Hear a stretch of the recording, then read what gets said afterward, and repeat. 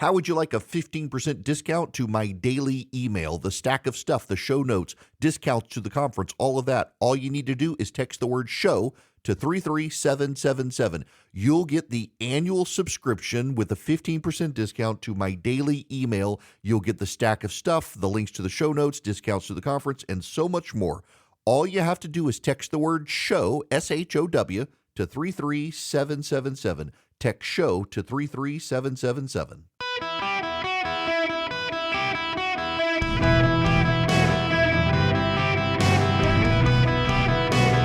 Welcome to the Eric Erickson Show podcast, Hour 2.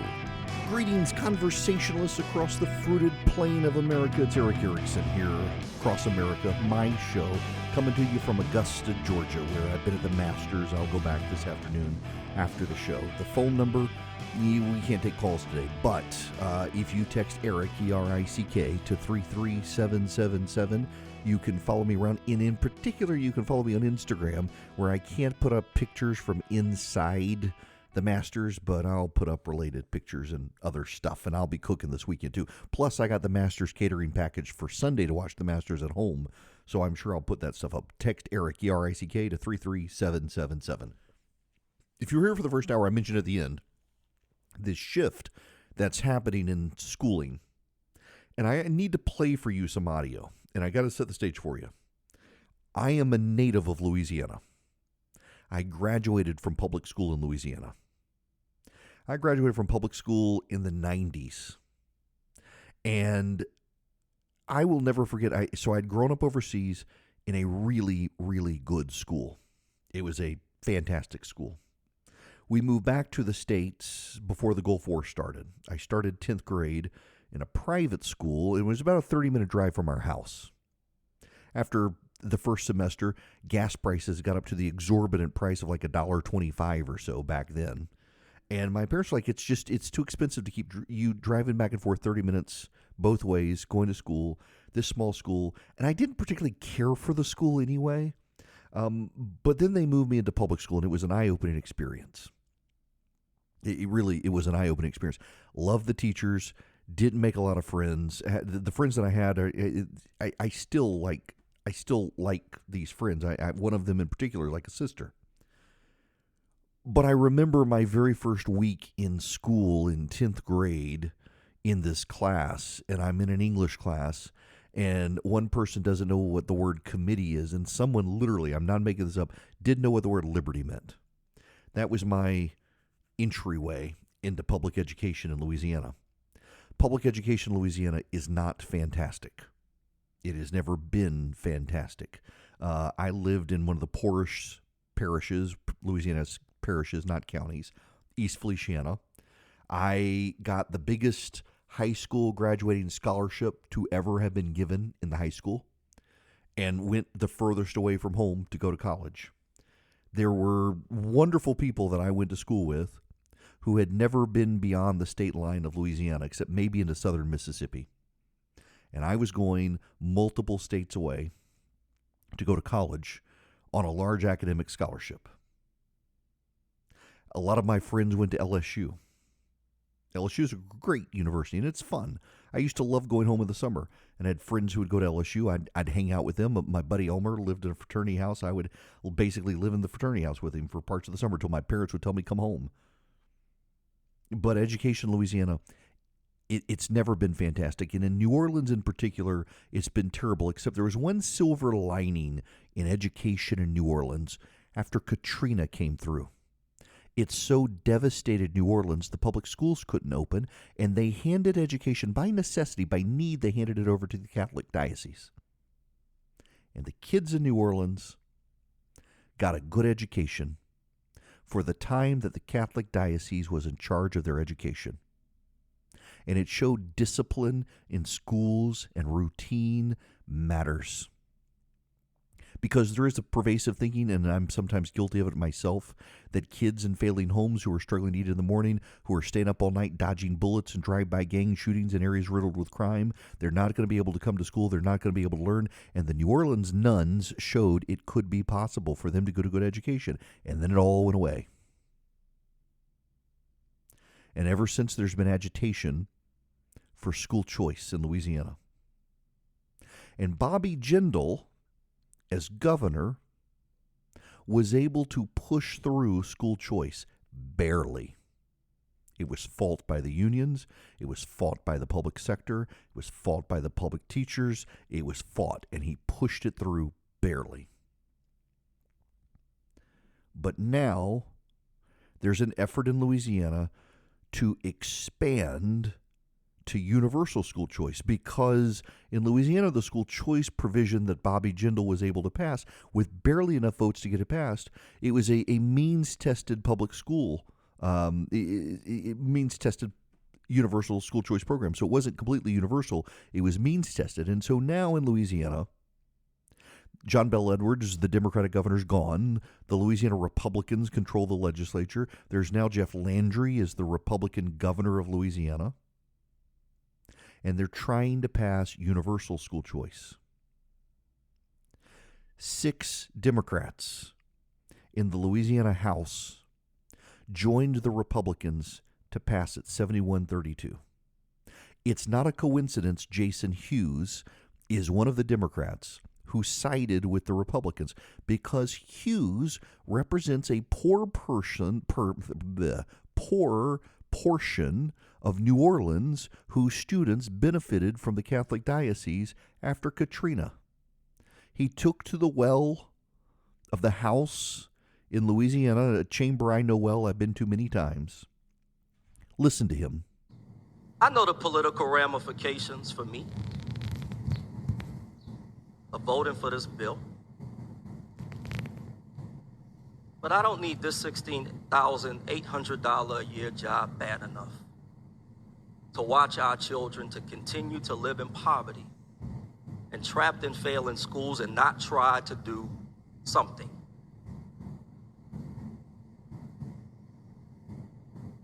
And in the event I'm not reelected, this is what I know. My steps are ordered. This is what I know. My heart is pure. This is what I know. I came here to do tough things. I came here to make tough decisions. And I came here to put children first.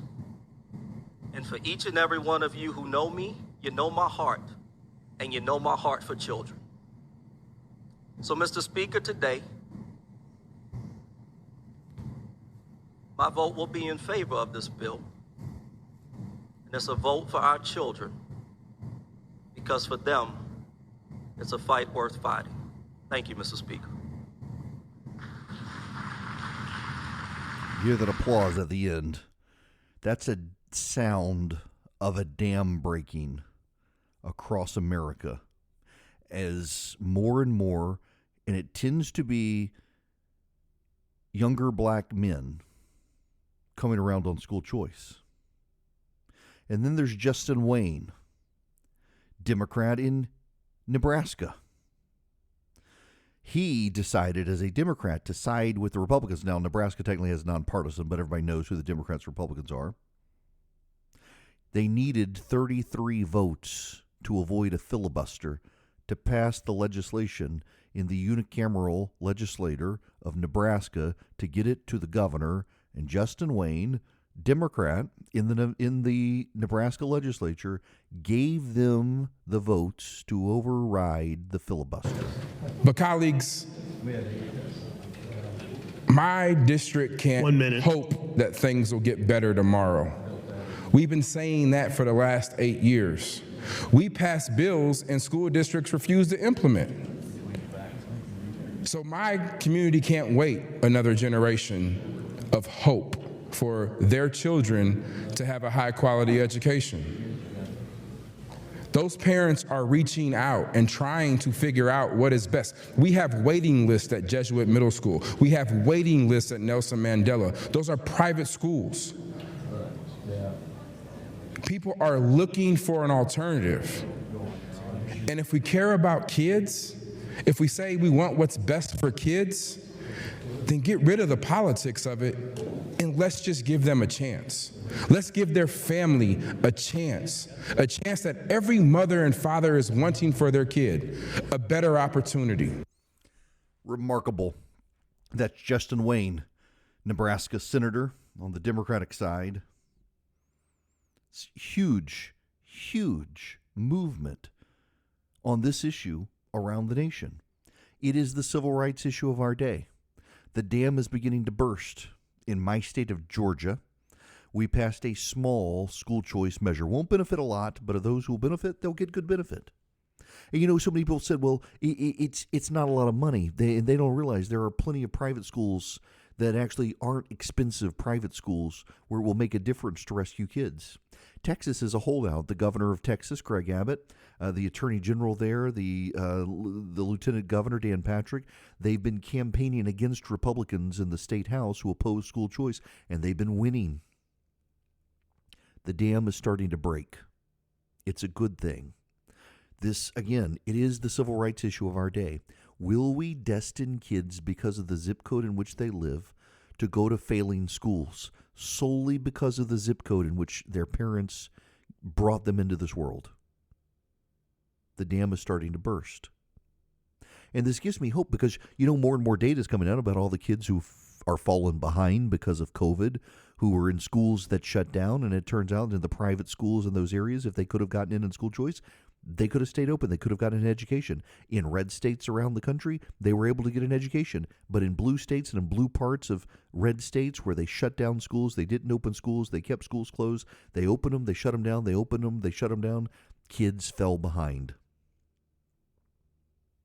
You and I both know progressives are going to want a government bailout of the kids who have continued to fall behind because of the Democratic policies. The best bailout is to bail them out of public school and get them into private schools where they can get a better education. It just makes sense to do it. And here you have two Democrats. And I don't think it's a coincidence. They're younger black men in their respective legislatures. By the way, I got to say, Jason Hughes' voice, fantastic. I love that New Orleans accent. They're putting points on the board for kids. So often, members of legislatures, Democrats in particular, say, I'm doing it for the children. I had that guy on my city council. When I was on city council, it didn't matter what it was always for the children. This really is for the children. This really is for their future.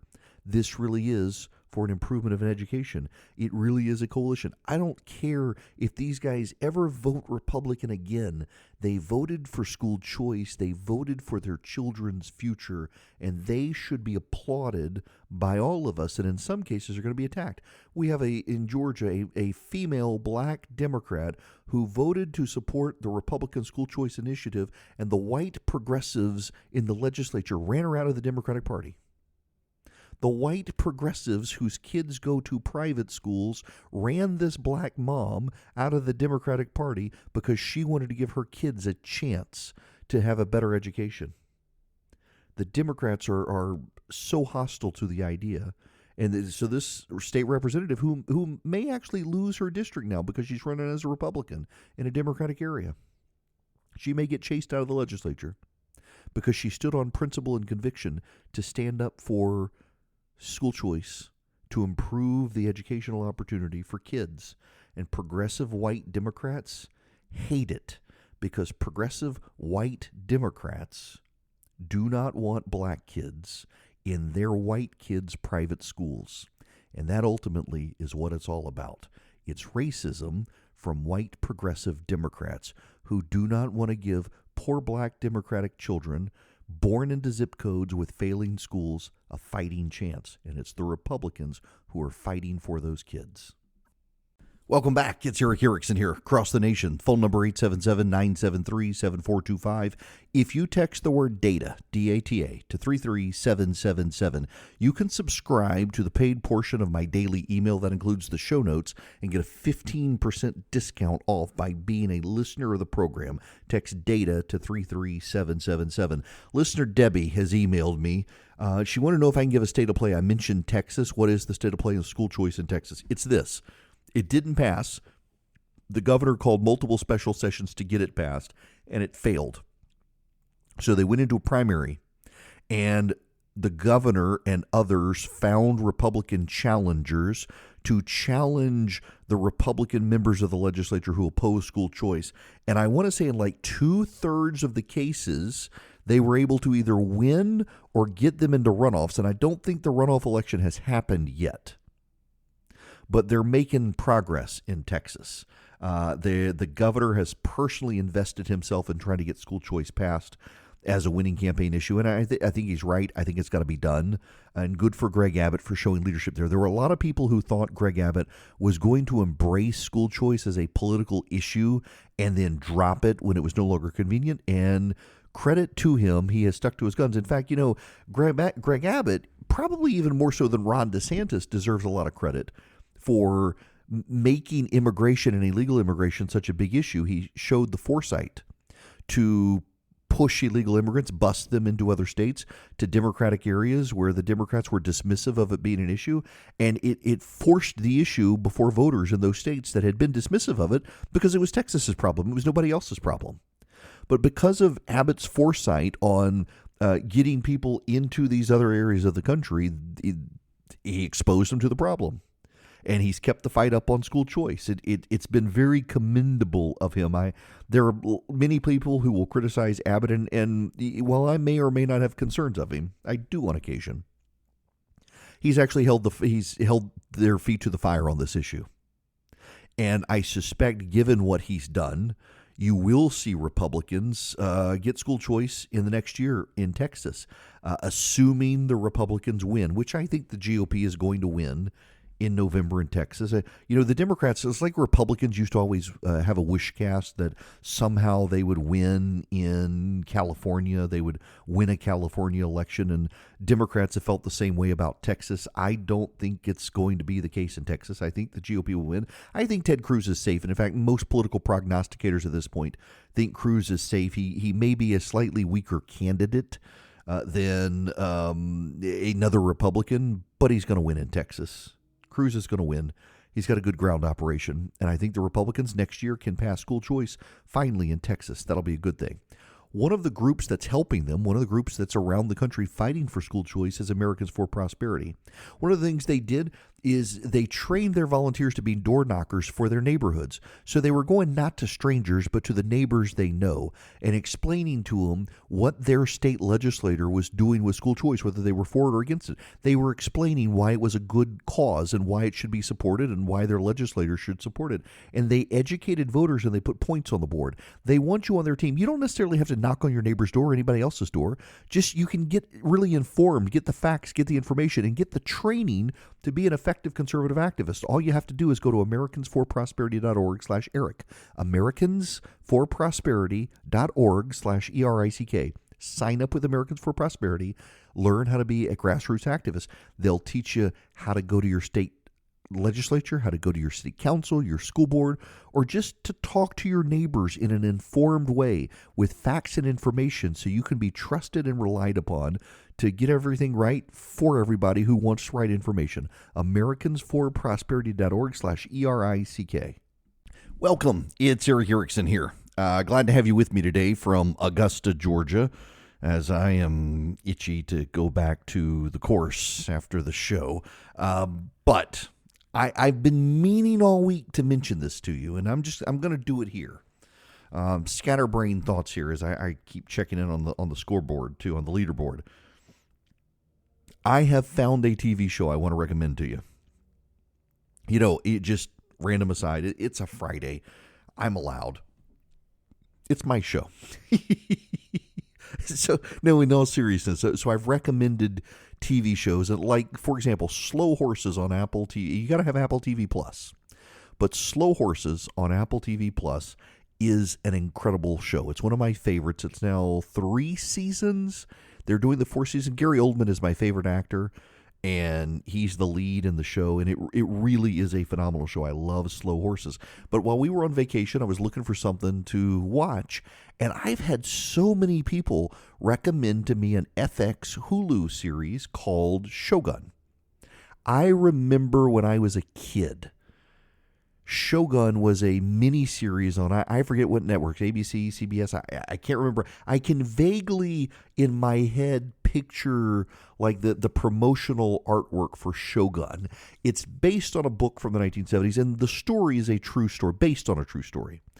They take some looseness with the facts, but so essentially in the late 1500s, this is history for people who remember history as it is, not as they want it to be.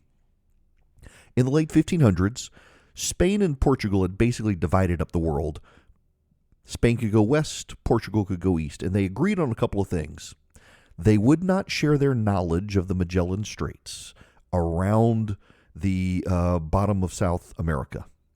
And they would not share, particularly the Portuguese, would not share the location of Japan. Wouldn't do it. So now think about this. This is, well before real modernity. These are sailing ships with sails. The Portuguese know a route. They've built the Portuguese empire. They built a trading route. When the Portuguese, just random true history for you, when the Portuguese got to the southern tip of India and they brought their Catholic missionaries, they were shocked to be met with Christians in southern India. Like no one had been to southern India, so they thought, except they said there was this guy named Thomas who had walked to India. Probably actually was on a ship, but it was remember Doubting Thomas from the Bible? It was him. His body's in India. Like we don't know it's him for sure, but it's in a tomb dedicated to him, and DNA testing is of someone who's from the Middle East from around like 33, 35, 50 AD, and so it appears to be him. And so there was this Christian sect, and they had some of the very early Christian letters that they had Christianity in southern India. It was a small population, but it was there. Blew the Portuguese minds, blows my mind. But the Portuguese set this up, and they were absolutely guarded Japan, because Japan was full of riches, gold and silk and other things, and they put them on a trading route. Not only did they tell anyone, but if the Dutch or the British accidentally showed up in Japan, the Portuguese had them slaughtered by the Japanese. So in the late 1500s, a British sailor on a Dutch ship, which is part of a flotilla, sails west to avoid the Portuguese military, goes around the Straits of Magellan, which the British have now discovered was real, sails across the Pacific. By the time they get to Japan, instead of 500 guys on multiple ships, it's 5 living guys on one ship. The captain is dead. The British navigator for the Dutch is in charge of the ship. They come ashore, and they are taken captive. They do not speak Japanese, but they speak, one of them at least, the British navigator, speaks Portuguese. And a number of Japanese have converted to Catholicism because of the Portuguese and speaks Portuguese. So he's able to converse. And over time, the shoguns had faded away. So there's been an emperor in Japan, like 7 BC. There's been an emperor in Japan for thousands of years. But the emperors of Japan were always more religious symbols, and they dedicated the socio-political military guardianship of the country to the shoguns. Now, the shoguns couldn't stand without the support of the emperor, but the emperor had no power. He was really a puppet till the late 1800s. But there was a time where the shogun faded away. Well, this is during that time that this British sailor shows up in Japan and winds up teaching British naval tactics to a Japanese warlord who deploys the British naval tactics on land and becomes the next shogun of Japan. And this TV series, limited edition, it's like 10 total episodes. It's not completely out yet. There's like 7 or 8 episodes in. Is the story that is documented in the book Shogun that's about that history. And y'all, it is riveting stuff. I will tell you this is not a TV show you can have on in the background, because there's a lot of Japanese, unless you speak Japanese. If you speak Japanese, leave it on in the background. If you don't, you got to read a lot of subtitles. So when they're speaking Portuguese, it's in English. When it's the Englishman speaking to people, they're speaking in English. But when it's the Japanese speaking to the Japanese, it's in Japanese. And over time, the Englishman learns more Japanese, so he begins speaking more Japanese, so there are more subtitles you have to read to get the show. But y'all, it's brilliant. It is so well acted. It is so well done. It is not excessively violent. There's not a lot of sex and nudity. There's not a lot of profanity. There's some violence. There's some sex. Not really, doesn't go deep into it. There's some bad language, but it's, as I sneeze, it's great. It is a really, really good show. I have thoroughly enjoyed it. I believe it's on FX. You can get it on Hulu. If you have a Disney Plus subscription, you can get it on Disney Plus. I cannot recommend. We are in such a brilliant age of television, and I don't watch a lot anymore. And what's so neat about it, I guess I could say, is that though I don't watch as much TV as I used to watch, when I do watch a series, it's so much better than so much of the old stuff that you would just nonstop watch on television. These streaming shows, this in particular, it really is a fantastic show. I did not intend to spend an entire segment talking about this. I actually had other stuff I wanted to talk about, but it's a Friday, and if y'all are looking for something to watch, Shogun on Hulu, FX, Disney Plus, it is really good. And on Apple TV Plus, Masters of the Air was incredible. I told you guys about that one, and about Slow Horses. Slow Horses, bad language alert, but my gosh. So, it's interesting. I mentioned this before, but Apple, when it came out with its Apple TV Plus streaming service, intentionally, by design, modeled itself after HBO, where it doesn't have a ton of original content, but everything they have is very quality stuff. They ultimately, when HBO got sold to Discovery, whatever, the president of HBO left, and Apple snagged him. And they've used him to curate their stuff. There are so many good shows on it. My wife does not watch a lot of TV, but even my wife has spent more time. There's this weird one right now called Palm Royale on Apple TV. I only just really started to get into it. Sugar's a new one, which is actually a really good one. And Michael Douglas is doing one on Ben Franklin. I haven't seen. I can't recommend it, but I've been really impressed with the Apple TV stuff. All that being said, Shogun is not on Apple TV. Shogun is on on Disney Plus, Hulu, FX. Again, I didn't expect to spend this much time talking about this, so let me do a reset here. Sorry, I'm going to do a reset, and I'll come back and actually get into new stuff, I promise. But before I do that, I've got to tell you about Old Glory Bank, my bank. Old Glory Bank is a great bank. Now, it's a digital bank. It's online. You're not going to go to a physical branch at Old Glory Bank unless you're in part of Oklahoma. But they're brilliant, y'all. They have no fees, so I can get my kids a checking account, a savings account. They're not going to get eaten up with fees. You can deposit cash at Old Glory Bank. This is one of the brilliant, genius things they came up with, is if you have cash, you can go to 85,000 retail locations around the country, including a CVS up the street from me, and you can give them your debit card, you can give them the cash, and you can get the money put into your checking or savings account with Old Glory Bank, and it just works. It really works. You can do mobile deposit for checks and stuff like that as well. It's oldglorybank.com. Oldglorybank.com. Started by conservatives for conservatives. It really is a fantastic bank. It's oldglorybank.com, member FDIC, equal housing lender, and they make me tell you terms and conditions apply. But y'all, I actually love banking with Old Glory Bank, and you will too. Welcome back. First of all, I got to apologize to all of the board operators who do this show that I went to commercial break so early in the last segment. It just talking about Shogun and then, hey, now let's do the news. No, we needed to do a reset. So we did a reset, but my apologies. It makes their life difficult, and I'm sorry to make their life difficult. I'll do better from here on out.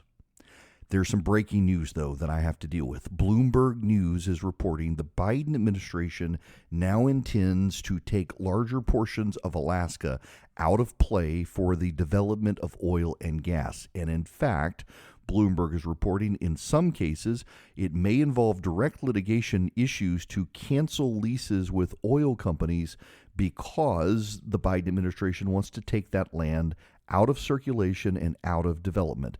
This is from Jennifer Dulhe at Bloomberg News. Now suddenly it's not letting me get back into it.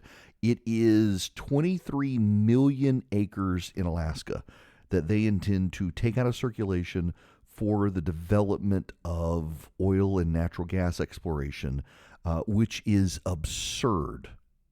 So here it is. The U.S. set aside 23 million acres of Alaska's North Slope to serve as an emergency oil supply a century ago. The Biden administration is moving to block oil and gas development across roughly half of it. Okay, so not 23, but half of 23 million. I went to law school. You do the math in your head.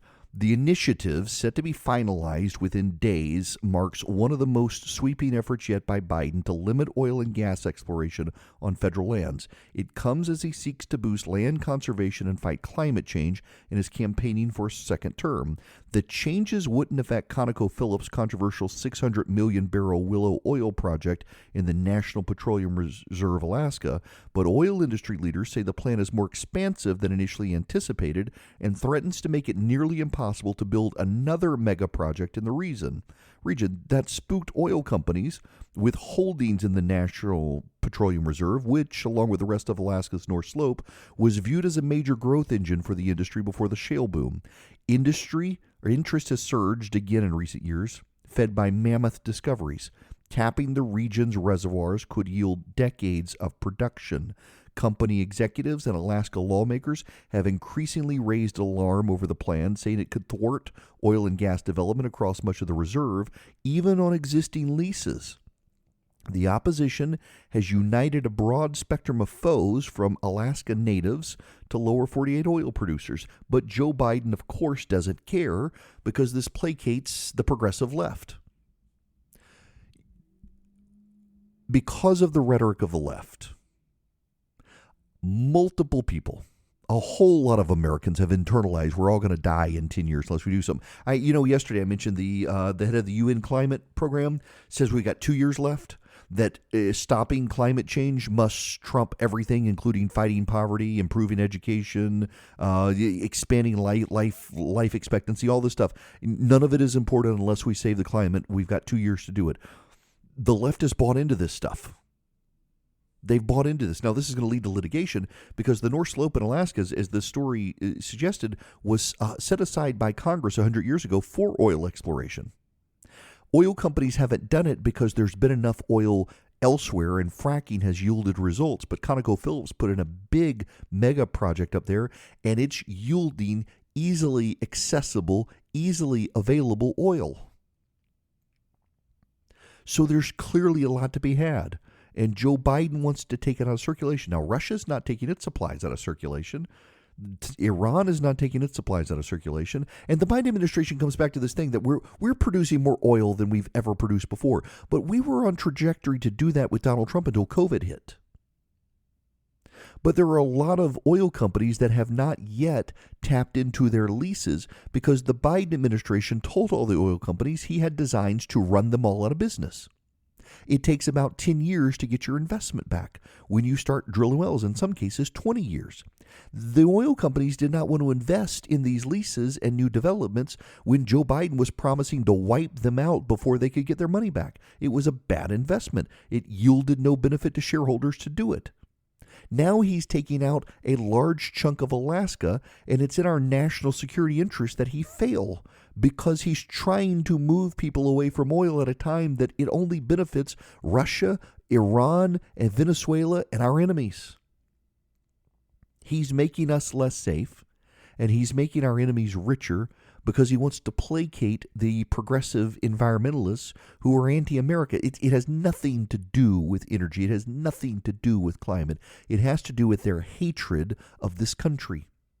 They have internalized their hatred of America as the white colonizing power, and it's bad. What's so funny here is Alaska Native tribes are upset about this because they stood to benefit from the revenue being generated, but the Alaska Native tribes are in Alaska, a state that votes Republican, so Joe Biden doesn't care about doing anything for them in that state. Who cares that they are colonized, oppressed people, because they're colonized, oppressed people in a Republican state that's going to give Donald Trump their electoral college votes, so screw them, according to Joe Biden.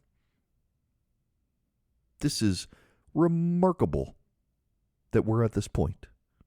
But we are at this point because Biden is, as I have been pointing out to you, allowing the left to dictate the controls by which he governs in order to push the nation to the left.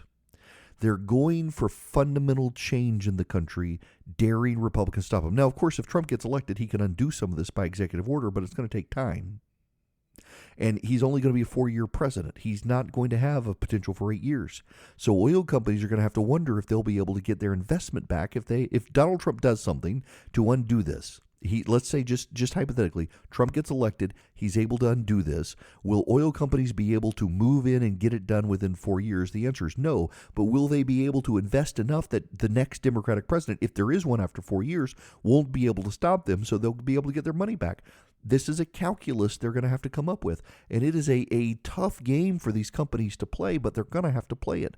We could be completely sufficient energy-wise. But the Democrats are so hostile to the idea of fossil fuels, they want to undermine us and undermine our energy productivity. And they're hiding behind this talking point right now that we're producing more than we ever have before. But we would be producing so much more right now if Joe Biden was not president and Donald Trump had been reelected, because he had a pro-oil, pro-fossil fuel, pro-energy plan. And the Democrats don't. They want to shut it all down. And now they're jeopardizing our national security to do it in Alaska.